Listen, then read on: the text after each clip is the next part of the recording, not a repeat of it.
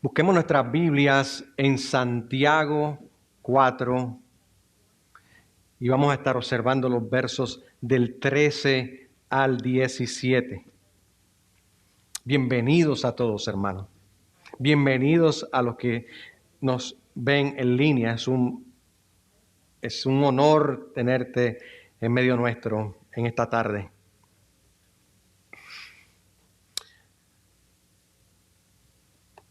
Antes de dar lectura al pasaje, quiero darles una leve introducción. Y no necesitaría verdaderamente, como venimos adorando toda la lectura bíblica que se hizo, los himnos, fueron tremenda introducción para el pasaje de hoy. Y espero que hayas podido prestar atención porque es todo un conjunto. Y no es de dudarlo porque la palabra de Dios es toda una. Esa es sobre el Evangelio y todo lo que abarca el Evangelio. Y eso celebramos hoy. Mas quiero que prestes atención que hay pecados que son claramente visibles. Claramente podemos ver algunos pecados. Pero también muchas veces nos entretenemos juzgando a otros por lo que vemos. Y de esto recordamos algo de la prédica del domingo pasado. Y de esta forma nos escondemos fácilmente detrás de una cortina de crítica. Qué feo, ¿verdad? Criticando a otro, ¿qué hacemos? Desviamos la atención hacia los demás. Nos creemos, decía su palabra, jueces y legisladores de la ley de Dios, lo cual es un grave pecado. Y lo más importante de saber sobre esto es que este tipo de pecado se encuentra escondido en lo profundo de nuestros corazones. Es difícil verlo también. El grave pecado que desde el principio ha alejado al hombre de Dios, y es querer ser igual a Dios.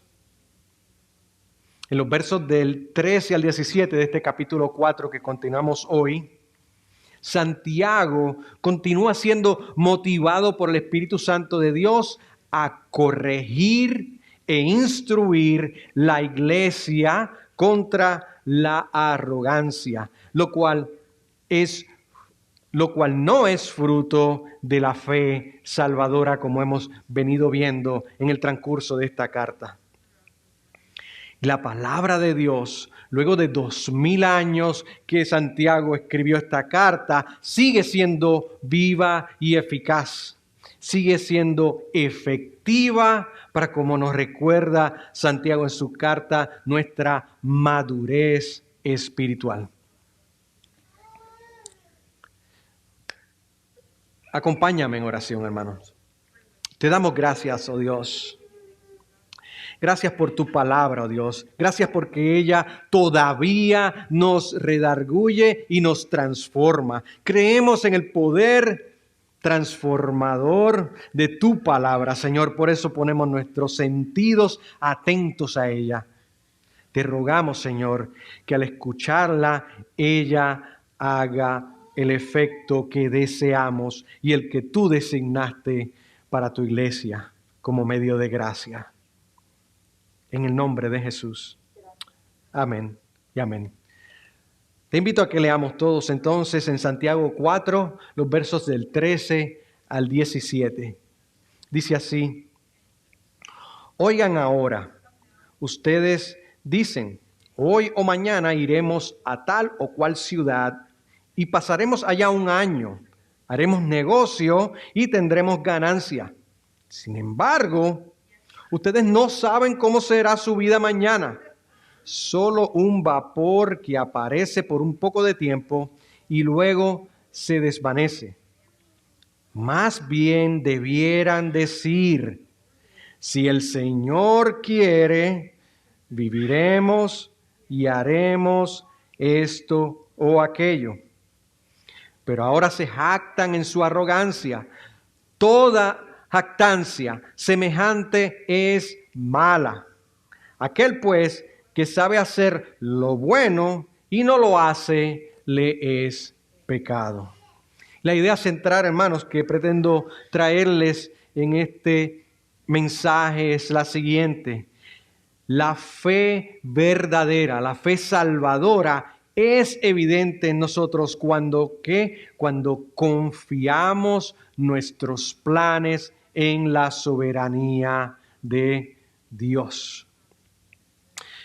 Vamos a ir verso por verso en el transcurso y cada verso podremos ver los siguientes puntos. Primero, en el verso 13, los planes futuros. Verso 14, la brevedad de la vida, que hablamos de ella hace un momento. Verso 15, la soberanía de Dios, la cual adoramos y creemos. Verso 16, la jactancia en la arrogancia. Y al finalizar el verso 17, el pecado de omisión. Comencemos entonces. Punto número 1 en el verso 13, los planes futuros. Dice así el verso 13, oigan ahora ustedes que dicen, hoy o mañana iremos a tal o cual ciudad y pasaremos allá un año. Haremos negocio y tendremos ganancia. Santiago en estos versos parece estar dirigiéndose a un grupo de, por lo menos más de uno, porque habla en plural, ¿no? Dirigiéndose a un grupo de cristianos comerciantes, ¿no? Le está hablando a personas de negocios, personas que viajan a otras ciudades con el propósito de ¿qué? De ganar dinero. No sabemos mucho de estas personas, solo que han hecho planes de negocio. Algo muy normal, ¿sí o no? Y hoy en día quizás no viajamos mucho para hacer negocio. Hay personas que sí viajan físicamente, pero otros viajan por el internet y hacen muchísimos negocios por el internet, que mucho hemos cambiado, ¿no? Aunque la transportación es cara, también el internet es caro. ¿Cuántos saben eso, no? Bueno, pero tampoco menciona Santiago un viaje, no habla de los planes que posiblemente hayan hecho de la logística del viaje, como la estadía o transportación. ¿Verdad que no dice nada de eso?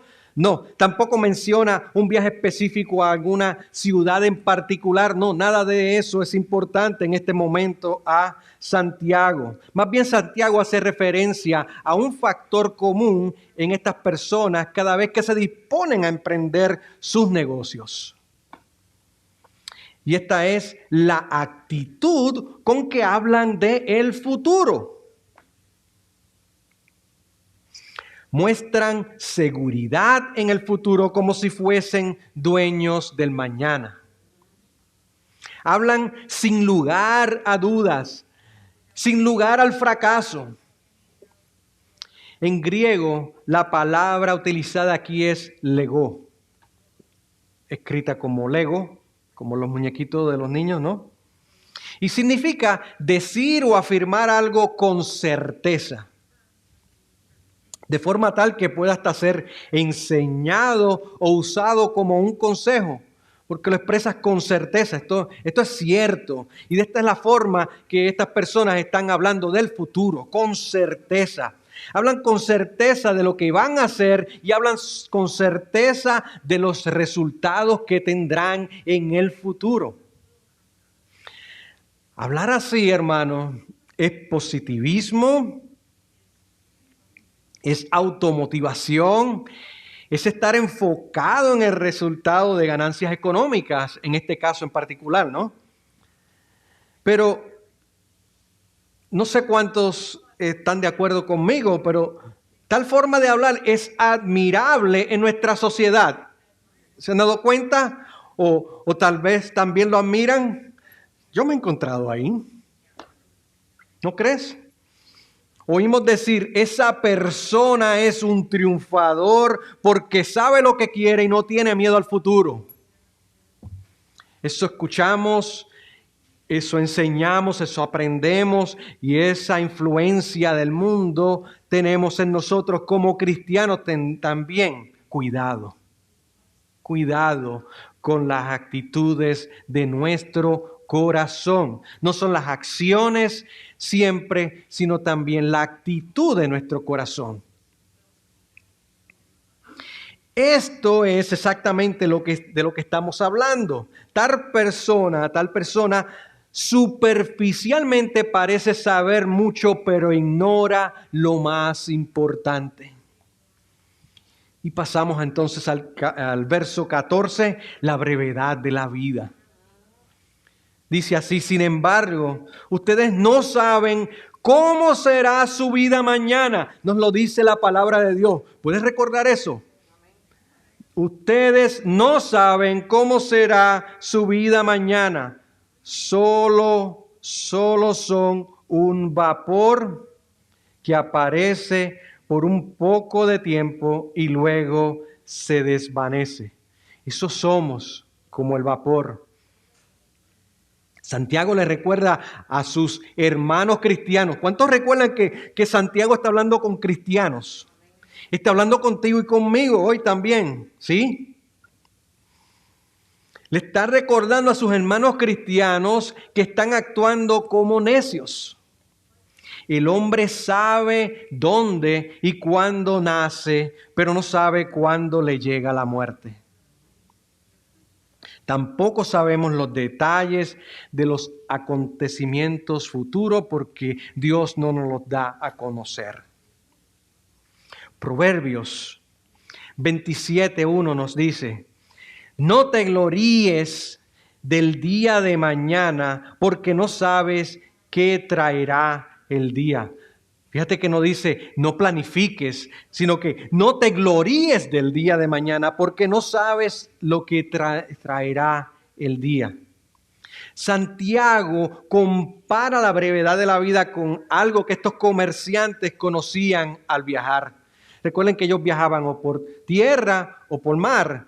Y en el barco, especialmente estos barcos antiguos, iban lento. Y tú podías ver todo el paisaje y sabes lo que es la neblina. Porque los viajes duraban días, no horas, ¿verdad? Especialmente si ibas a una ciudad lejos. Pero estaban relacionados, sabían lo que es la neblina, el vapor del agua. Especialmente cuando una ola rompe y hace un poco de vapor de agua, un rocío, y eso desaparece, ¿no? La neblina en un momento surge y pronto deja de ser. Unos hombres viven más y otros menos.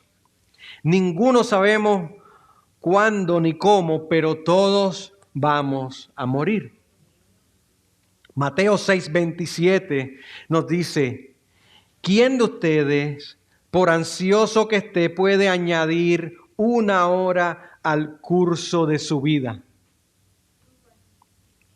Salmo 139:16 dice David: tus ojos vieron mi embrión y en tu libro se escribieron todos los días que me fueron dados, cuando no existía ni uno solo de ellos. Ya antes de saber, quién sabe cuánto vamos a durar y cuándo vamos a morir y todas las cosas, Dios, solo Dios, solo Dios. Job también habla sobre la brevedad de la vida y hablábamos sobre Job hace poco. Y en el capítulo 14 de Job, versos del 1 al 5 les leo: el hombre, nacido de mujer, corto de días y lleno de tormentos, como una flor brota y se marchita, y como una sombra huye y no permanece. Sobre él ciertamente abres tus ojos y lo traes a juicio contigo. ¿Quién hará algo limpio de lo inmundo? Nadie. Ya que sus días están determinados, el número de sus meses te es conocido y has fijado sus límites para que no pueda pasarlos. Oiga, Dios es soberano, por si acaso se nos olvida en algún momento en el día. ¿Todavía se acuerdan de la palabra lego? ¿Verdad? Declarar algo con certeza. ¿Cómo puede el hombre entonces lego del futuro si no está en su poder? ¿Puede uno lego de algo que conoce, del pasado o que está al frente de uno, pero no del futuro, de eventos que no han sucedido? Y obviamente estoy excluyendo aquí lo que la fe salvadora nos indica de nuestra salvación. Estoy enfocado en el contexto de este texto que habla de planificar el futuro y mirarlo con la confianza de que va a ser así sin tomar a Dios en consideración. Vamos al verso 15, la soberanía de Dios. Y dice así el verso 15, más bien debieran lego, si el Señor quiere, viviremos. O sea, si el Señor quiere, viviremos y haremos esto o aquello. Ahora en el verso 15, Santiago vuelve a usar la palabra lego, de declarar algo con certeza. Y podríamos repetir ese verso utilizando la palabra lego. Más bien deberían lego si el Señor quiere, si el Señor, Kyrios. Si Kyrios quiere, viviremos y haremos esto o aquello. Si algo tenemos los creyentes que saber, creer, vivir a diario y proclamar con otros es y con seguridad es la soberanía de Dios. Hermanos, el cristiano que no entiende o no se ha encontrado con la sabiduría de Dios vive inseguro. ¿Cómo vamos a creer en la salvación de un Dios que no es soberano? ¿Cómo vamos a creer en su obra santificadora en nosotros si Él no es soberano?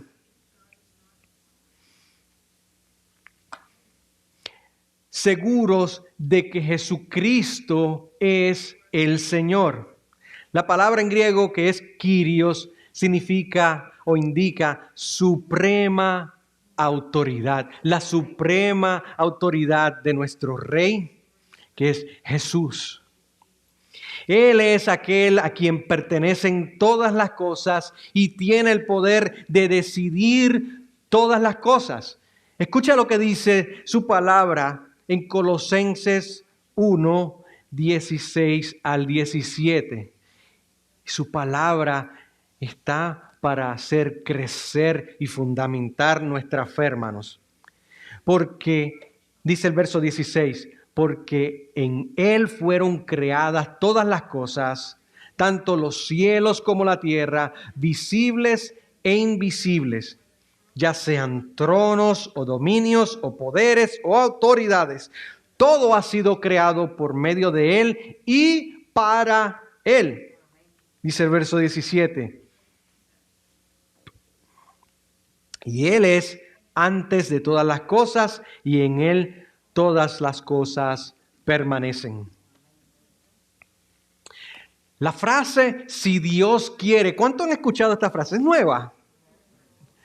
Parece que la escuchamos a diario y no necesariamente simplemente por cristianos, ¿no? La frase, si Dios quiere, se ha constituido un estribillo, ¿verdad? Cada vez que hablamos de planes futuros. Y no es unas palabras mágicas que debemos decir como cristianos, que cada vez que hablemos del futuro debemos decir, oh, si Dios quiere. Eso sería igualito a decir algo y tocar madera. Igualito. Simplemente decir unas palabras sin sentido y sin convicción. Tampoco es una frase mágica que hace que Dios nos conceda todo cuando le decimos las cosas. No son las palabras. Tampoco es una expresión. Oiga, y no sé si ustedes lo han escuchado, pero también se ha constituido una expresión fatalista. Fatalista de resignación ante la posible frustración de algo lamentable que no sucedió como yo quería que sucediera. Bueno, pues yo voy a hacer, pues todo lo que voy a hacer si Dios quiere. Solamente las palabras, sino usted puede leer mi body language, ¿verdad? Pues si Dios quiere.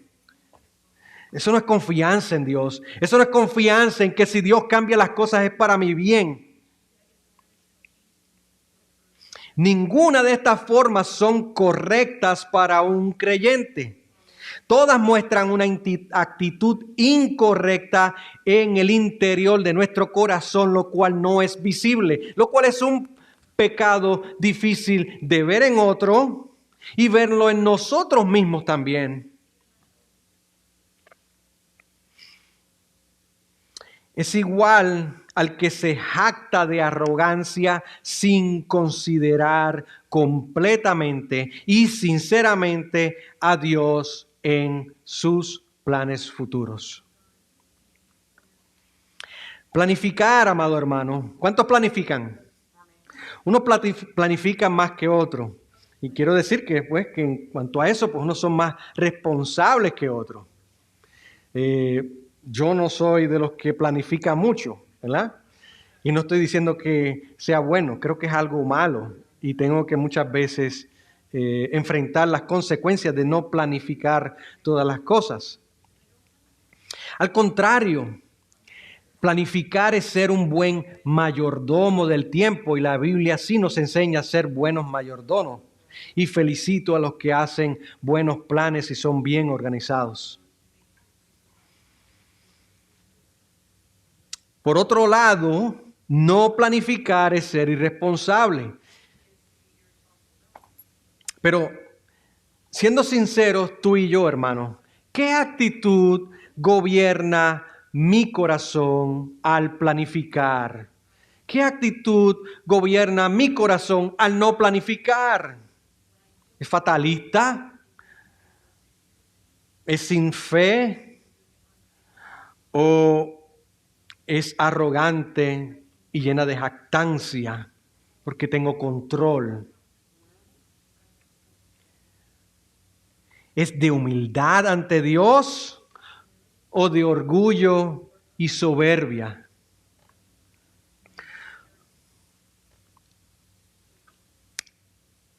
Oiga, amados, damos gracias a Dios por su palabra. Damos gracias a Dios porque su Espíritu Santo inspiró a Santiago desde entonces, a la iglesia desde entonces y hasta el día de hoy sigue hablando su palabra a estos issues del corazón para que crezcamos espiritualmente y agrademos a Dios.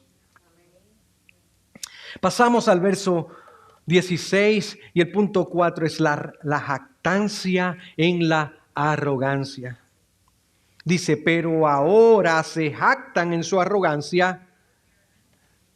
Toda jactancia semejante es mala. Si algo es malo, no produce nada bueno, es dañino, es corruptivo. Santiago insiste nuevamente en el tema porque está hablando con cristianos. ¿Cuántos son cristianos aquí? Pues yo entiendo que nos está hablando a todos. No considerar la voluntad de Dios en nuestros planes es pecado de arrogancia y jactancia. Es creerse igual o mayor que Dios al confiar en nuestro propio esfuerzo. Esto no es servir a un Dios soberano. Y esto impide nuestra madurez espiritual, impide una fe genuina, impide el mostrar en nuestros actos el efecto de una genuina fe salvadora. Esta mala actitud tiene que ser corregida y suplantada por un corazón nuevo que sea humilde, haciendo el bien para el Dios soberano que nos ha salvado y a quien pertenecemos. Día a día, en cada cosa que hacemos, en cada decisión que tomamos, cada vez que planificamos, todo tomando en cuenta a Dios. Pasamos así al verso 17, último verso, punto número 5, el pecado de omisión. A aquel, pues, que sabe hacer lo malo y no lo hace. Perdón, gracias. Ahí está, muy atento. Y no lo hice a propósito. Gloria a Dios. Aquel pues que sabe hacer lo bueno, ¿verdad? Y no lo hace, le es pecado. Gloria a Dios. Hay pecados que son por hacer algo malo, que las dos palabras estaban una encima de la otra, según voy leyendo en mis notas. Hay pecados que son por hacer algo malo y prohibido, y al hacerlo, pecamos. Y así es la jactancia y la arrogancia. Pero hay pecado de omisión, que es otro tipo de desobediencia. Desobedecemos y hacemos lo que nos es prohibido hacer, pero también desobedecemos cuando no hacemos el bien que tenemos que hacer. No confiar en la soberanía de Dios es un pecado igualmente grave. Es un pecado de omisión. Es otro tipo de desobediencia. Aunque estos pecados muchas veces no son visibles, alimentan en nuestros corazones una actitud que ofende a Dios. Y nuestra actitud es reflejada en todo lo que hacemos. Pero desde nuestro corazón pecamos con nuestra actitud.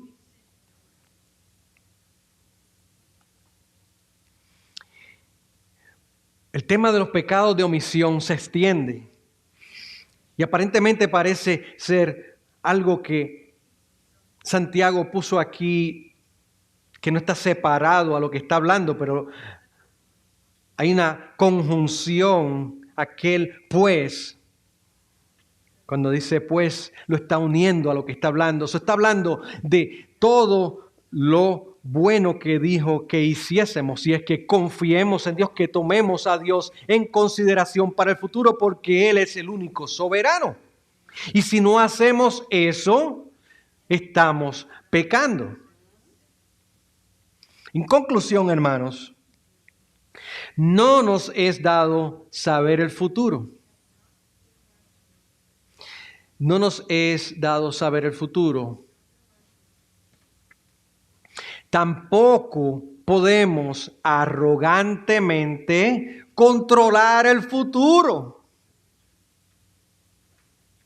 No que no planifiquemos, pero no podemos controlar el futuro arrogantemente sin tomar en cuenta la soberanía y la providencia divina. Gracias a Dios por ella.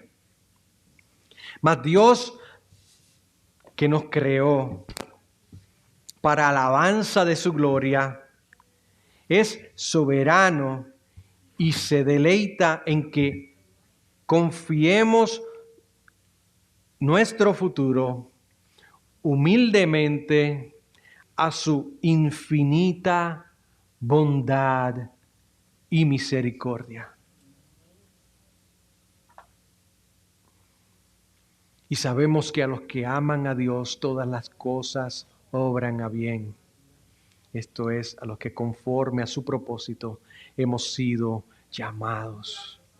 ¿Cómo no confiar el futuro? ¿Cómo no ponerlo? Yo voy a planificar esto, pero déjame no orar porque después Dios lo cambia. ¡Qué ignorancia! Oiga, quizás no lo decimos, pero nuestra actitud deja saber muchas cosas dentro de nuestro corazón. ¿Cómo respondemos a esto, hermanos? ¿Cómo respondemos a esto? Sigamos la fe, viviendo vidas siendo constantemente transformadas por la palabra de Dios. ¿Cuántos necesitan ser transformados? Día a día, hermanos, día a día, cada vez que leemos su palabra, cada vez que yo leo su palabra, mi corazón es transformado. Puedo verme en su espejo y puedo ver mi pecado y áreas de crecimiento. Puedo ver la gracia de Dios que me lo muestra y su gracia transformadora que me lleva al arrepentimiento y a la conversión. Ese es el Dios soberano, ese es el Dios todopoderoso. Ese es el Dios del cual su misericordia y su bondad nos siguen todos los días de nuestra vida hasta el fin. Aquel que nos ha prometido del futuro que viviremos con Él una eternidad. En la casa de Jehová moraré por largos días. Eso es seguridad fundada en la palabra de Dios. Sigamos viviendo la fe, viviendo vidas constantemente transformadas por la palabra de Dios, no para ganar la salvación, sino por evidencia de la fe salvadora en el Evangelio de Jesús, que va actuando día a día en nosotros mientras llega su segunda venida. Nos dice Santiago 1:21. Y tal vez lo recuerdes al principio de comenzar el libro de Santiago. Por lo cual, desechando toda inmundicia y abundancia de malicia, y esta abunda ¿dónde? En el mundo y en nuestros corazones. Recibid con mansedumbre la palabra implantada, la cual puede salvar nuestras almas. Y esa salvación es completa. Nos garantiza el futuro y nos garantiza el proceso de crecimiento en madurez, de crecimiento espiritual, de conocer a Dios, de conocer su grandeza, de saber quiénes somos y glorificar cada vez más su nombre por la obra que hace y por el gran perdón que nos ha otorgado. Demos gracias a Dios por el perdón de nuestros pecados en Jesucristo y que nos santifica día a día para ir pronto a morar con Él en su segunda venida, hermanos. Cantemos juntos el himno Alma mía. Alabamos a Dios. Te alabamos, te adoramos, Dios. Te adoramos, Dios. Te adoramos, Dios. Te adoramos. Adoramos tu grandeza, tu soberanía, tu gran poder, tu poder transformador, tu poder para salvarnos. Te adoramos, Señor, por la gran misericordia y el amor que te dirigió a salvarnos, Señor. Aún desde antes de hacer todas las cosas, ya tenías designado el plan de salvación para nosotros, para que podamos alabarte, oh Dios. Por eso alabamos tu nombre. Oh Dios, si tu nombre es grande, implica tantas cosas. Implica tantas cosas y cada día conocemos personalmente, nos das la convicción de experimentar la grandeza de tu nombre y nuestra adoración cada vez es más profunda Te adoramos por eso, Señor, porque nos permites adorarte de cerca y del interior de nuestro corazón. Esa fe salvadora que nos dio vida y nos dio la oportunidad de reconocernos pecadores, de entender el Evangelio y aceptar la fe salvadora. Gracias, Señor, por la salvación. Gracias por tu palabra que nos transforma. Gracias porque no cesas de amarnos, no solamente al salvarnos, sino al transformarnos para poder vivir vidas que te agraden, Señor. Nos permites ver cosas profundas dentro de nuestro corazón para madurar y para experimentar una vida plena mientras estamos aquí, que es una muestra pequeña del gozo que experimentaremos cuando tú vengas y seamos transformados completamente y vivamos contigo una eternidad. Aleluya. Ante tu presencia. Oh Dios, permite que tu palabra continúe obrando en nuestros corazones, oh Dios. Que podamos mirarnos en tu espejo, Señor. Que aunque en el contexto histórico de este libro, Santiago hablaba con un grupo específico de personas, hoy tú sigues hablando a nosotros. Y cada uno recibimos tu voz, tu poder transformador. Aleluya. Gracias por él, Señor. Gracias porque nuestra obediencia a ti no es para ganar salvación, sino como efecto glorioso de tu gracia en nosotros, para agradarte, para mostrar a otros la realidad de que tú vives en nosotros, de que somos morada tuya, oh Dios, y tú transformas. Enséñanos a confiar en ti, Señor.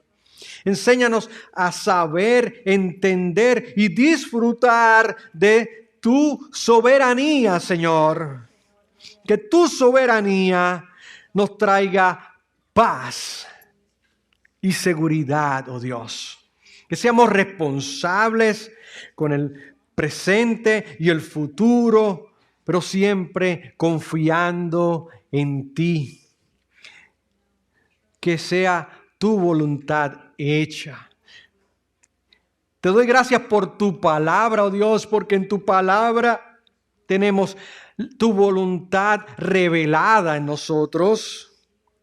Parte de la revelación de tu voluntad está ahí, oh Dios, porque nos enseña cómo debemos actuar y tomar en cuenta tu revelación en nuestros planes futuros.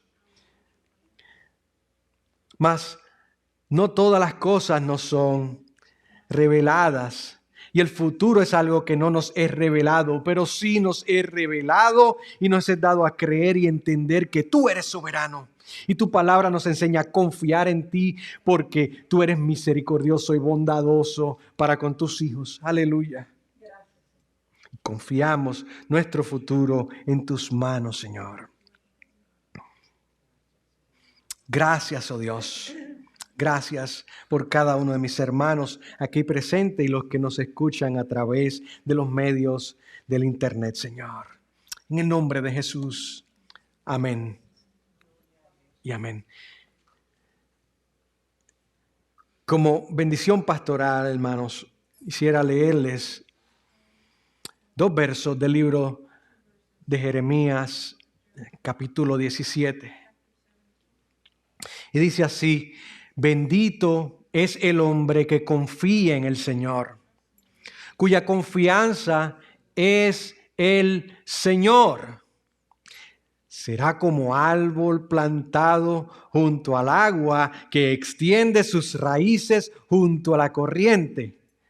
No temerá cuando venga el calor y sus hojas estarán verdes. En año de sequía no se angustiará ni cesará de dar fruto. Oiga, qué preciosa esa promesa. Qué preciosa esa promesa. No hay por qué temer al futuro, hermanos. El futuro es nuestro amigo porque Dios es nuestro Señor y a Él pertenecemos.